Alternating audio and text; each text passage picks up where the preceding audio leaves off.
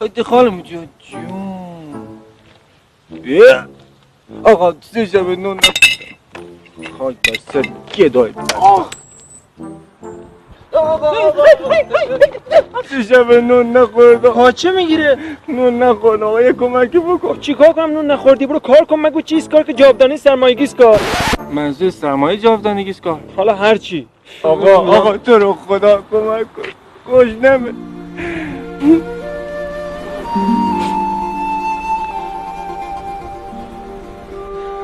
ببین داداش راستیتش پول همراهم نیست. اگه میخوای کارت دارم ولی خب کارت خان نیست. اشکال نداره دارم بیا کارت خان دارم. چه مجهزم از تو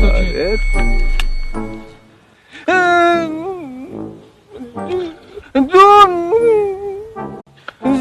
3 شب نون نخوردم 5 کافیه دیگه. 5 ده کن خیرشو ببینید داداش دست نه نکنه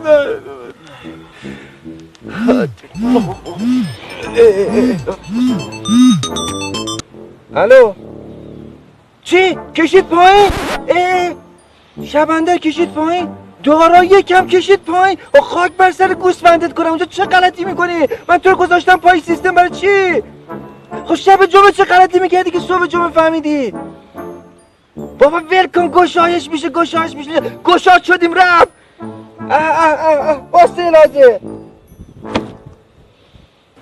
اوه شتران چرا کشیده پایین؟ شبندرم که منفی داده. ای خاک بسترمون کنم با این گشاد. بفرما تو شتر با منی؟ نه بابا گوسفند شتر. آخه بابا شتران هم که کشیده پایین اونجا چه غلطی میکنم؟ تو رو گذاشتم پا سیستم فقط بعد این بلدم بازار بورس اینجا. ول کن داداشم. من نمیخواد هیچ عنی نیستی تو. خودم میام الان. بابا I got broads in Atlanta. I got broads in Atlanta. Just to be in the family. Credit cards and scammers. Hitting the fix in the bandit. Legacies, family. Wait and see like a panda. Going out like a Montana. Honey killers on their hands. Legacies, family. Wait and see, family. Tell them, ain't at the macho like Randy. Chopper go out to the granny. These niggas full of your bandit. Hope the killers outstanding.